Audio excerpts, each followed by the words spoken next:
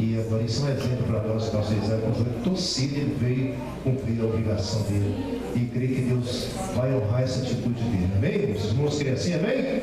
Estenda as mãos para cá, Senhor, nosso Deus e Pai querido, diante da tua presença maravilhosa, nós apresentamos o teu servo, Pai, que torceu o joelho e clamamos a ti, sobre repreender todo o mal, sobre passar as suas mãos ensanguentadas sobre essa lesão que pode ter sofrido, Pai. Repreender este mal, restaurar, Senhor, os tendões meus, toda a célula do seu corpo, da sua perna, Pai querido, em nome de Jesus, que o seu joelho seja restaurado pelo poder do nome de Jesus. Pai querido, abençoa o teu servo, Pai.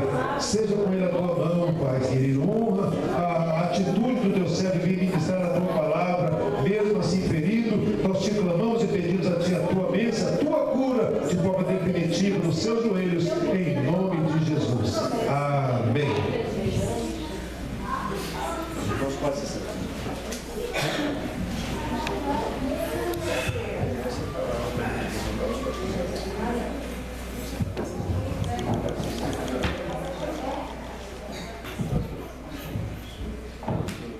Meus irmãos, a paz do Senhor. Amém. Que a graça de Deus esteja sobre cada um de vocês.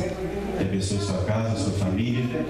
Hoje é o dia do culto da família, para nós nos reunimos aqui para glorificar a Deus por cada um dos membros da nossa família, por cada família que compõe essa congregação de Xangri-Lá, que é uma bênção.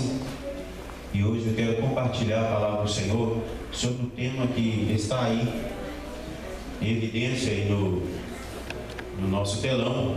O tema é o poder da mesa preparada. Vamos falar junto, irmãos? O poder da mesa preparada. Aleluia. E para basear a mensagem, eu gostaria que os irmãos abrissem as vossas Bíblias no livro de Lucas, Evangelho de Lucas, capítulo de número 22. Evangelho de Lucas, capítulo de número 22. Os irmãos que estão atrás da pilastra, que não conseguem enxergar aqui, não conseguem me ver, não conseguem ver o telão, eu gostaria de pedir que vocês se deslocassem aí, melhorassem a sua visão aí, por gentileza. Muda de posição aí, por gentileza, para que você possa enxergar aqui, me enxergar. É uma honra para poder te ver e fica mais fácil para a gente também.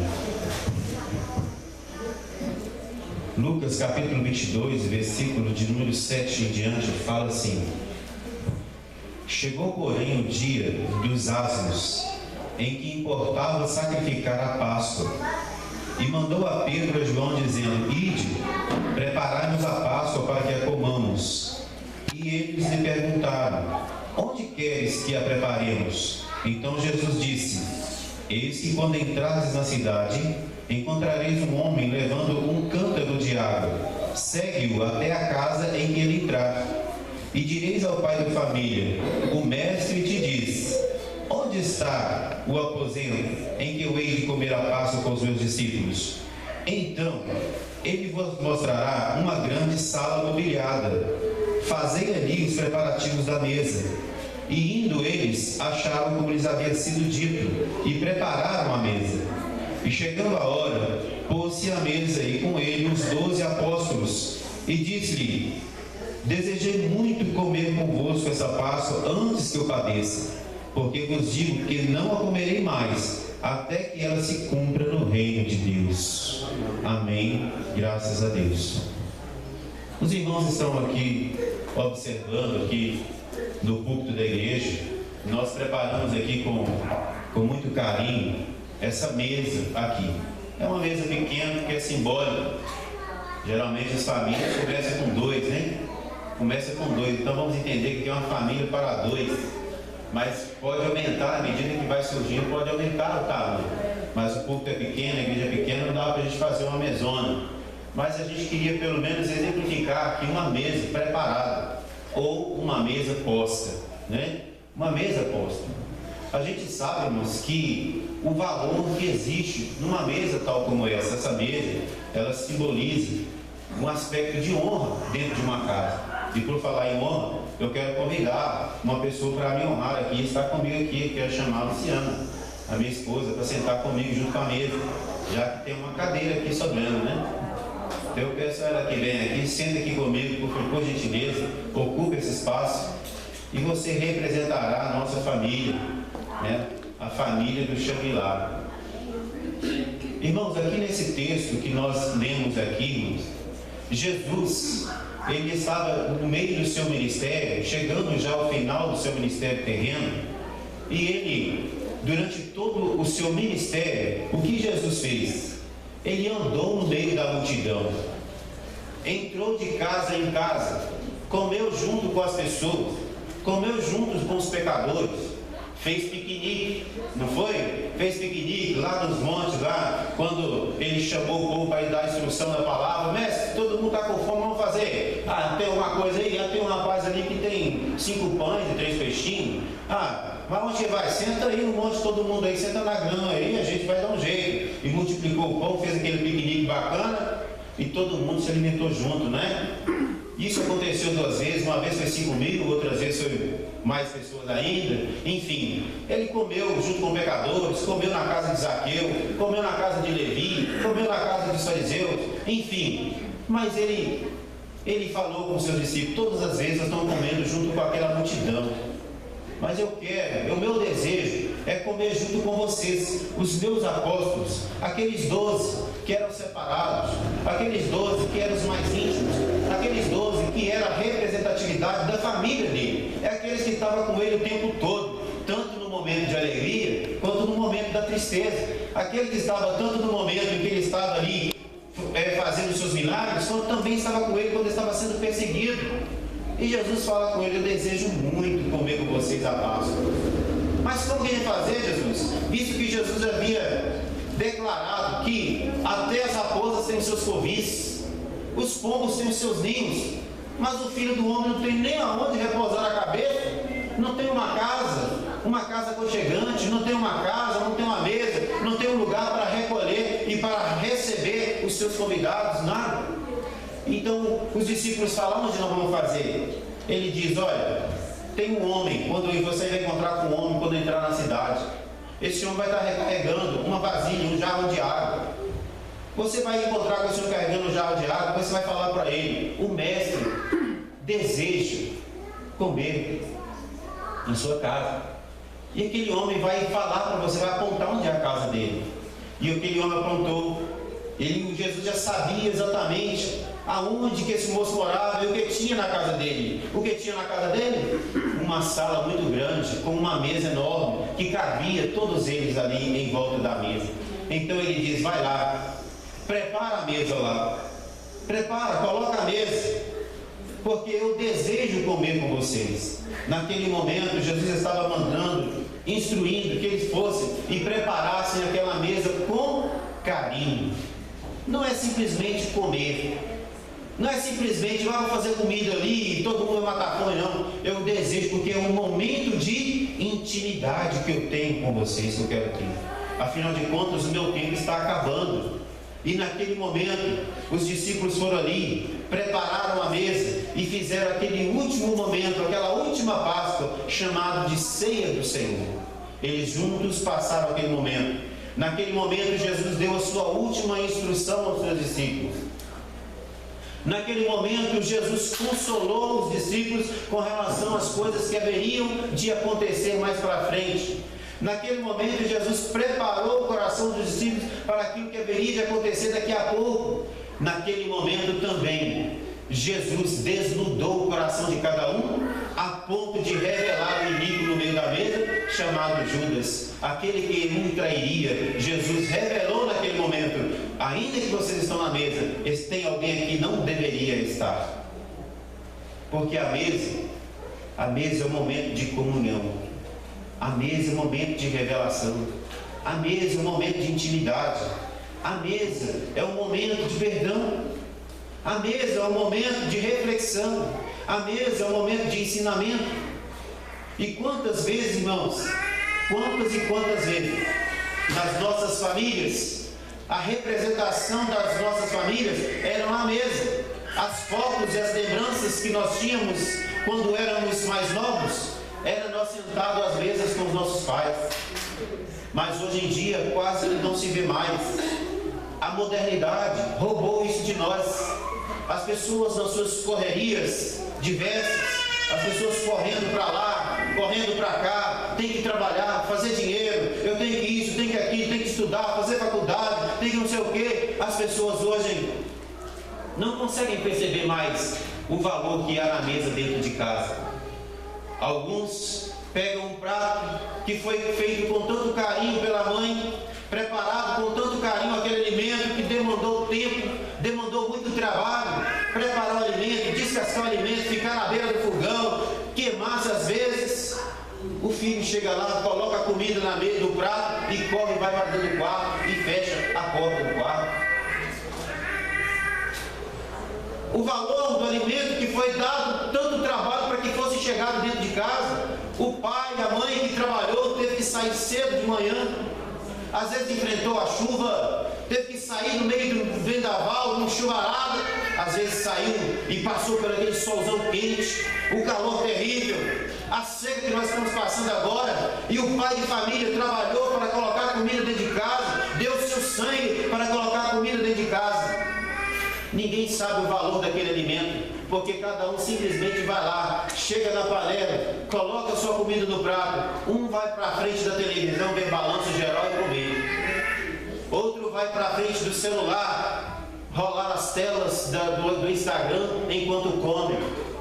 Outro senta ao lado em outro lugar da casa, em qualquer lugar, mas cada um disperso, e o valor da mesa ele vai se perdendo, e a comunhão junto vai embora. A comunhão da casa, a conexão da família está indo também, junto com o valor que a mesa está se perdendo. E hoje a proposta que o Espírito Santo colocou no meu coração é trazer para a igreja aqui no Xangri-Lá o poder que a mesa tem. É colocar, irmão, trazer novamente para a mente de cada um de vocês, inclusive da minha, o valor que a mesa tem. A mesa dentro da sua casa. Nós vemos diante da Bíblia, irmãos, que a mesa ela tem um significado profundo, sendo um lugar de comunhão, de celebração, de aprendizado, de fortalecimento dos laços familiares. Nós vemos também através da Bíblia, em diversos momentos em que a Bíblia vai nos mostrar a mesa associada à presença de Deus e à celebração da sua graça. Se nós olharmos no livro de Gênesis, capítulo de número 43, o livro de Gênesis, no capítulo 43, vai contar a história de José no Egito. Todos conhecemos a história de José. O quanto que José ele foi ultrajado pelos seus irmãos. José é um rapaz que carregava muitas virtudes, e por conta das suas virtudes, ele despertou a inveja dos seus irmãos. E por ter despertado a inveja dos seus irmãos, os seus irmãos chegaram no cume da inveja, no ponto mais alto da inveja, que é vender José como escravo no Egito. Isso porque planejaram primeiro matá-lo, mas ainda tiveram um pouquinho de misericórdia e então escolheram vender como escravo no Egito. E José ficou como escravo no Egito, vendido ali, sofrendo muito no Egito, passando na mão de vários opressores. Foi preso 2 vezes, ficou muitos anos nos cárceres, cerca de 17, 18 anos, ele ficou encarcerado no Egito, vivendo como escravo. Mas ali Deus deu graça a José, a ponto de Deus dar o livramento a José, mas dentro de uma circunstância de fome naquela região. E o povo, os seus irmãos, passou muita fome. Aquela região em que o povo de Israel morava, em que os seus irmãos moravam, também foi sequelado pela fome. E todos tiveram que, num determinado momento, todos sabemos da história, de forma resumida, num determinado momento, todos tiveram que descer para o Egito para comprar comida, num lugar, único lugar, onde havia comida. Mas quem é que havia provido aquela comida? Quem é que havia preparado aquele alimento? José, através da revelação de Deus, a qual deu a graça dele ter a revelação do Espírito Santo, a qual ele revelou o sonho que Faraó tinha. Deus deu a ele a revelação, e ele deu a revelação a Faraó, e Faraó colocou a José como maioral, como o segundo maior do Egito, como governador do Egito. e na posição de governador, ele entregando alimento para todos, ele colocou, preparou, fez toda a provisão. E como governador, os seus irmãos vieram também para comprar alimento na sua mão. E José se depara com seus irmãos. Irmãos? Sim, aquele irmão que havia vendido ele para o Egito. José, naquele momento, tinha toda a razão, absoluta razão e justificativa. Qualquer um de nós aqui presente no dia de hoje daria razão para José. Ver os irmãos dele e falar: agora eu vou ir à forma. Qualquer um de nós aqui, dentro da nossa sensibilidade e senso de justiça, diríamos a José: José, agora chegou a sua vez. Deus entregou os seus inimigos nas suas mãos. É sua vez de vingar. Mas José olha para os seus irmãos, e quando vê os seus irmãos, a graça de Deus se manifesta no coração de José. E a perfeita graça de Deus é manifestada através do perdão. José olha para os seus irmãos e manda os seus funcionários, os funcionários da sua casa: olha, eu quero receber os meus irmãos na minha casa. Vai lá e prepara a mesa lá na minha casa para os meus irmãos.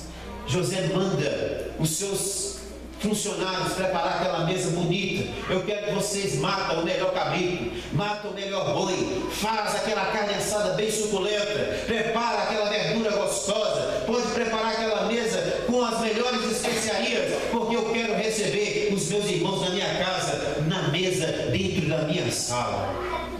E vai dizer a palavra do Senhor no livro de Gênesis, capítulo de número 43, irmãos, pode conferir depois, que quando José coloca os irmãos na mesa e manda colocá-los dentro da disposição da sua idade, do maior ao menor, coloca pela idade, porque assim eles procediam, dando honra àquele que era mais velho. Então mandou colocar o mais velho, que era Rubem, na cabeceira da mesa. Aí assim foram colocando um por um os 12 irmãos, ou 11, né? Os 12 com José, os 11 foram colocados na mesa, em disposição do maior para o menor, e com um destaque para Benjamim, que era o irmão mais novo, e colocou o prato dele, colocou uma porção dobrada para ele. E quando os irmãos assentaram à mesa, quando eles esperavam que eles seriam tratados de maneira hostil, eles chegam dentro da mesa e dizem: o que é isso? Que mesa bonita é essa? Por que estão nos honrando? José olha para eles e vai dizer a palavra do Senhor que José não consegue se conter, e as lágrimas começam a rolar no seu rosto quando vê os seus irmãos assentados à mesa, porque certamente veio na mente de José aquela memória afetiva de quanto tempo ele sentou juntamente com seu pai diante daquela mesa, quantas vezes ele sentou com seus irmãos tomando café juntamente com sua mãe, juntamente com seu pai, juntamente com seus demais irmãos, tomando aquele café, comendo aquele almoço, ceando, sim, celebrando aqueles momentos que a vida vai nos oferecendo. São tantas e tantas celebrações que eu imagino que na mente de José agora, vendo seus irmãos assentados à mesa, vem trazendo cada momento gostoso à sua memória. E aquele momento de nostalgia, aquele momento em que a memória dele é refrescada, aquele momento serve para que a graça de Deus se derrame de forma profusa dentro do coração de José. E José começa a chorar, e começa a chorar, e começa a chorar diante dos seus irmãos. E os seus irmãos não entendem nada do que está acontecendo. Então ele diz: sou eu, meus irmãos, o seu irmão José. Vocês pensam que eu vim aqui porque vocês me mandaram, mas foi Deus que me mandou primeiro. Você sabe por quê, irmãos? Porque a mesa tem esse poder de restauração. Eu não sei como é que está lá na sua casa, não sei como é que está lá na sua família, não sei se as coisas estão andando bem lá, não sei se vocês estão bem conectados lá dentro da sua casa, mas quem sabe está faltando esse momento de comunhão lá na sua casa. Às vezes a gente vem aqui para se sentar diante da mesa do Senhor, que é a Santa Ceia do Senhor, e a gente celebra a comunhão com a igreja, mas a gente não celebra a comunhão com a nossa família. E aí está escrito aí que em diversos momentos a Bíblia A mesa está associada à presença de Deus, à celebração da sua graça. A mesa pode ser vista como